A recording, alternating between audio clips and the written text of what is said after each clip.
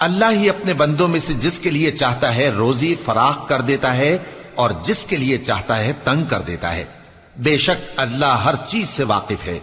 और अगर तुम इनसे पूछो कि आसमान से पानी किसने बरसाया, फिर उससे जमीन को उसके मरने के बाद किसने जिंदा किया, तो कह देंगे कि अल्लाह ने। कह दो कि अल्लाह का शुक्र है, लेकिन उनमें अक्सर नहीं समझते। और ये दुनिया की जिंदगी तो सिर्फ खेल और तमाशा है, और हमेशा की जिंदगी का मकाम तो आखिरत का घर है। काश ये लोग समझते। फिर जब ये कश्ती में सवार होते हैं तो अल्लाह को पुकारते, खालिस करते हुए उसी के लिए इताअत को।